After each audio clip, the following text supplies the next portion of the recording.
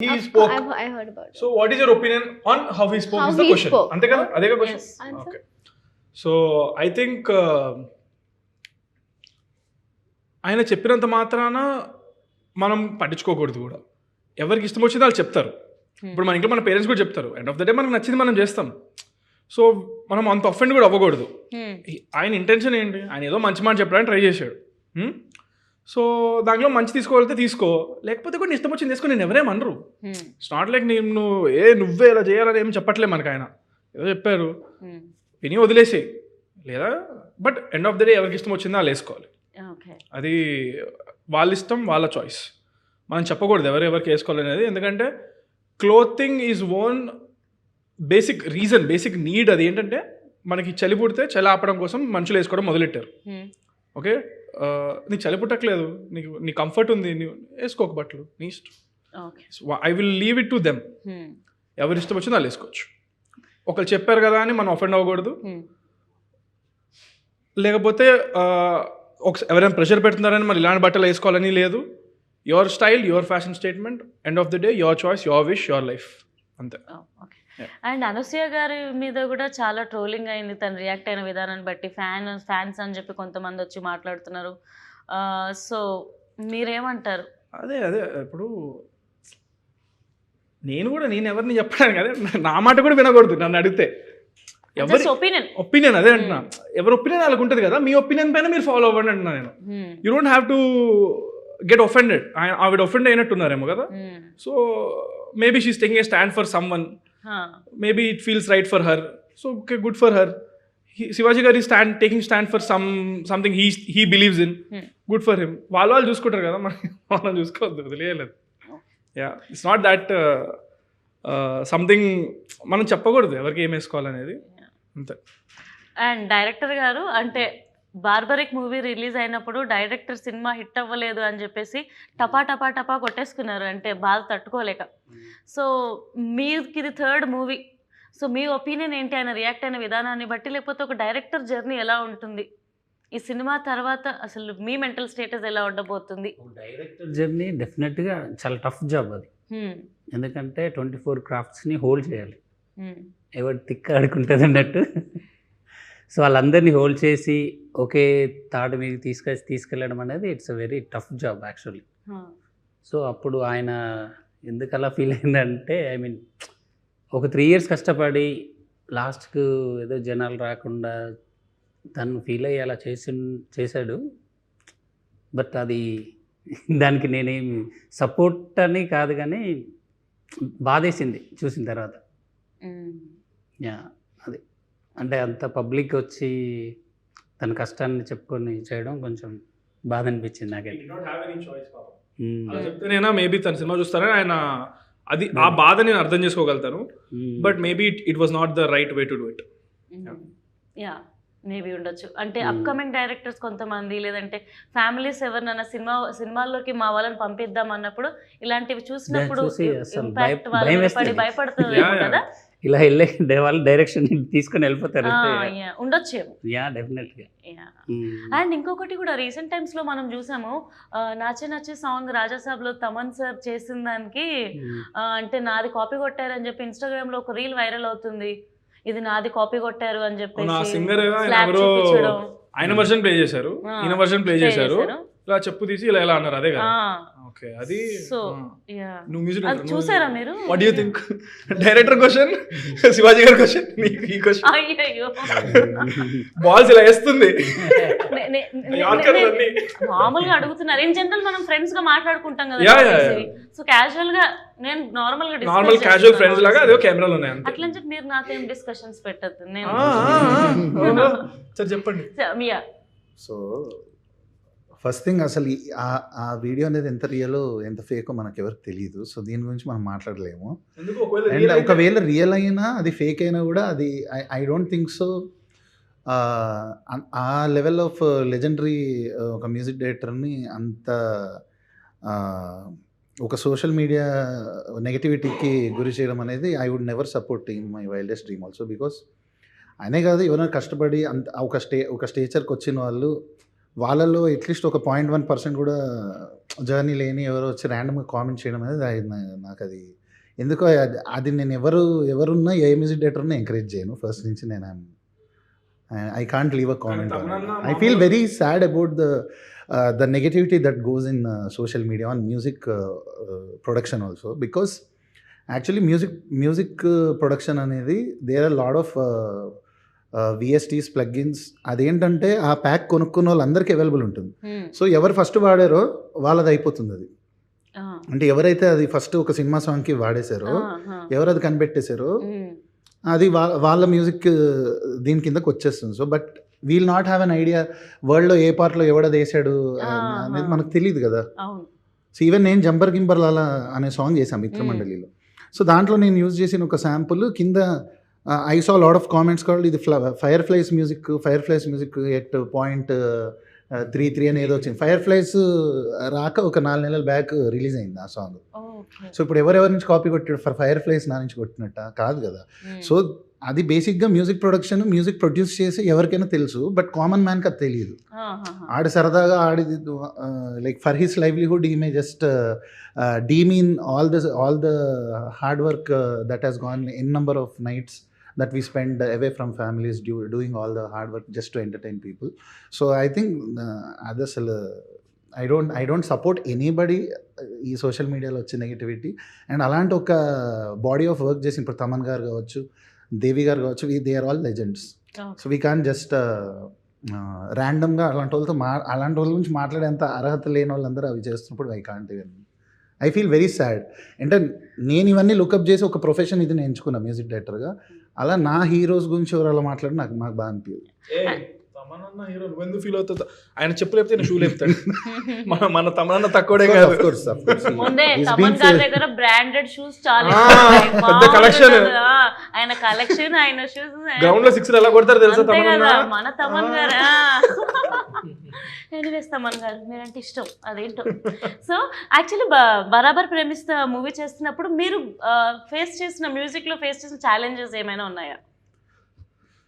Challenges అంటే to convince my director and my producer. So నేను ఒకటి బిలీవ్ చేశాను, ఇలా వెళ్తే బాగుంటుంది, నాది ఒక దారి ఉంది, సో నేను ఇలా ఈ మార్క్ వేసుకున్నాను. సో వాళ్ళు అప్పటిదాకా వాళ్ళు చూసిన ఎడిట్స్ ఆర్ వాళ్ళు ఉన్న రెఫరెన్సెస్ మ్యూజిక్ వాళ్ళు నాకు ఇచ్చేవాళ్ళు. సో నేను అసలు అదంతా పక్కకు పెట్టి అసలు ఇప్పుడు నేను చేస్తే ఎలా ఉంటుంది ఇది అనే యాంగిల్లో నేను వచ్చాను. సో ఈ రెండు బార్గెన్ అయ్యి ఎక్కడో ఒక చోట అది సెటిల్ అవ్వడానికి ఫస్ట్ ఛాలెంజ్. సెకండ్ ఛాలెంజ్ ఏంటంటే ఇది విలేజ్ డ్రామా. అంటే గతంలో కూడా బాపు అనే సినిమా చేశాను, అది చాలా క్రిటికల్గా సక్సెస్ అయింది, మ్యూజిక్ కూడా మంచి రివ్యూస్ వచ్చాయి. కరెక్ట్ అండి. సో దానికి దీనికి ఏం డిఫరెన్స్ అంటే ఇది ఇందులో ఒక కమర్షియల్ బ్లెండ్ ఉంది. అవి pure village dramas, pure village love stories. ఇక్కడ ఏంటంటే విలేజ్ లవ్ స్టోరీతో పాటు there is a sense of because of Chandrahas కావచ్చు అది. So there is that attitude or that quirkiness or uh commercial. ఇప్పుడు మీ టైటిలే కమర్షియల్ టైటిల్, బరాబర్ ప్రేమిస్తా అంటే మనకి ఏదో ఒక పూరి జగన్నాథ్ గారి టైటిల్లో ఉంది. So there is that sense of commerciality. So ఈ కమర్షియాలిటీని, ఈ ఫీల్ గుడ్ లవ్ స్టోరీని, విలేజ్ ఎమోషన్స్ని ఇవన్నీ అసలు ఒక బ్లెండ్లో చేయడం అనేది అది సెకండ్ ఛాలెంజ్. సో దానికోసం కొంచెం టైం పట్టింది. నేను చాలా బాగా హింసించి ఇబ్బంది పెట్టుకుని ఫైనల్గా ప్రేమించుకుని బరాబర్ మంచి అవుట్పుట్ ఇచ్చాను. సంపత్ గారు బరాబర్ ప్రేమిస్తారు. తెలంగాణ సినిమాలు అనగానే మనకి ఆ తెలంగాణ బ్యాక్డ్రాప్లో సినిమాలు ఇప్పుడు నేను చెప్పినట్టు బాపు సెంటీగా కొంచెం అంటే కొంచెం రూటెడ్గా ఉండి సెంటీకి వెళ్తూ ఉంటాయి సినిమాలు. బేసిక్గా కొంచెం కమర్షియాలిటీ ఉండదు తెలుగు ఇప్పటి వరకు చూసిన. తెలంగాణ అంటే రూరల్ తెలంగాణ, అంటే ఐ మీన్ మొత్తం తెలంగాణ కాదు. డిజిటల్ అంటే ఇది హైదరాబాద్ మూవీ లాగా వస్తుంది. అది ఈ రోటెడ్కి వెళ్ళిన తర్వాత ఈ రూరల్ తెలంగాణలో కమర్షియాలిటీస్ ఎవరు టచ్ చేయలేదు. బేసిక్గా బలగం ఉంది, బలగం ఉన్న sentiment, but it is again very rooted. There is no commercial ఇదని కాదు. మేబీ కొంచెం పొట్టికల్ సాంగ్ ఉండొచ్చు కానీ మనకు అనిపిస్తుంది కానీ, but this is very different from. అంటే ఇప్పుడు రెడ్డి మామ లాంటి సాంగ్ ఇందులో అందులోకి బ్లెండ్ అవ్వడం అనేది కమర్షియాలిటీ. అండ్ దెన్ గుంజి గుంజి అనే సాంగ్ ఉంది, gang war like group war లాగా ఉంటుంది. సో ఇద్దరు గ్యాంగ్స్ ఫైట్ చేసుకుంటే మనకి ఎప్పుడో సై మూవీలో పంతం నీదా నాదా లాగా ఇప్పుడు ఇది ఒక లైక్ ఇది చూసిన వాళ్ళకి అదే ఫ్రెష్ ఫీలింగ్ వస్తుంది. అండ్ అప్పట్లో మనకి ఇప్పుడు జయం ఆ టైంలో చూసిన స్టోరీస్లో ఆ విలేజ్ లవ్ స్టోరీస్ నుంచి ఏ ఫీల్తో అయితే బయటకు వస్తారో, ఆ మ్యూజిక్ హ్యాంగ్ ఓవర్తో వస్తారో, ఈ ఫిలింతో అలా వస్తారని నేను ప్రగాఢంగా నమ్ముతున్నా. నేను చాలా కాన్ఫిడెంట్. ఆర్ఆర్ సైడ్ అయితే బయటకు వచ్చేటప్పుడు ఒక 2 థీమ్స్ ఉంటాయి, వాటిని హమ్ చేసుకుంటూ వస్తారు. అంటే క్లైమాక్స్ లో ఒక చిన్న ఎమోషన్ ఉంటుంది, ఆ ఎమోషన్ కి ఒక సాంగ్ ని బ్లెండ్ చేసి ఒక ఆర్ఆర్ చేశాడు, ఆ హ్యాంగ్ ఓవర్లు వస్తారు బయటికి. It was not easy, but చూసుకున్న తర్వాత definitely it was worth the journey, worth the time. I honestly believe ఈ సినిమాలో first place top most name ఎవరికి వస్తుంది అంటే మ్యూజిక్కే వస్తుంది టాప్ లో. నెక్స్ట్ మా డైరెక్టర్ కానీ నేను కానీ ఎవరికైనా మ్యూజిక్ మాత్రం ఎక్స్ట్రాడినరీ నేమ్ వస్తుందని నేను very confident. So before we end the interview ఒక క్వశ్చన్ ఉంది అందరికి కామన్గా, ఒక్కొక్కటి అడుగుతాను. అది అయిపోయిన తర్వాత వీళ్ళు ఎండ్ ద ఇంటర్వ్యూ. ఇది మన టీం అందరు కూడా చెప్తారు, ఇంకో 2 minutesలో అయిపోతుంది, 2 or 3 minutes. సో చంద్రహాస్, మీరు ఒక హీరోయిన్ని డేట్ చేయాలి, ఒక హీరోయిన్ని పెళ్లి చేసుకోవాలి, ఒక హీరోయిన్ని మీరు రిజెక్ట్ చేయాలి అని అంటే ఒకటే హీరోయినా? ఒక్కొక్కరిని చూస్ చేసుకోవచ్చు. ఆప్షన్స్ నేను ఇవ్వనా లేకపోతే? ఇవ్వండి. సో రీసెంట్గా శ్రీలీల, అనుపమ పరమేశ్వరన్, అండ్ ఆ తర్వాత ఒకరు చెప్పు, ఇంకెవరు? మృణాల్ ఠాకూర్. అనుపమ పరమేశ్వరన్, మృణాల్.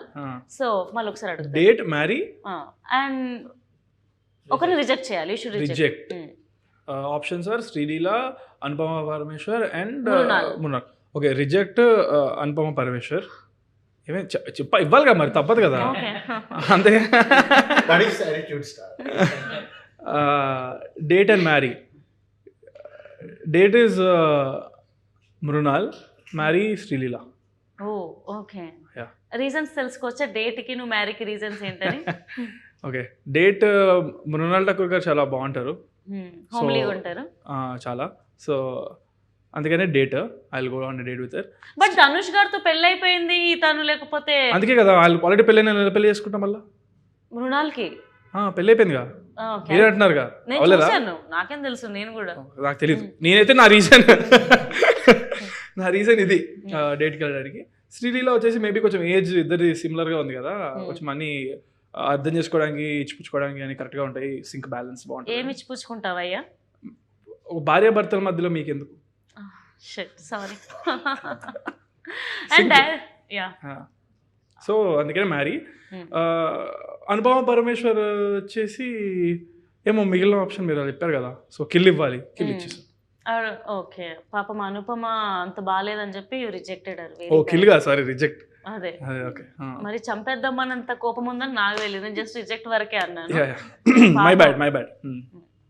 గుడ్. పాపం అనుపమ, ఐ ఫీల్ బ్యాడ్. ఎందుకు, పర్లేదు, చాలా మంది హీరోలు ఉన్నారు ఇక్కడ. అండ్ డైరెక్టర్ గారు, మీ all time 1 favourite childhood cinema dialogue, ఎప్పుడు ఆలోచించినా నాకు ఈ సినిమా గుర్తుండిపోద్ది, ఈ డైలాగే వస్తుంది అని గుర్తుండిపోయిన డైలాగ్ ఒకటి యాక్ట్రెస్ లాగా చెప్పాలి మీరు.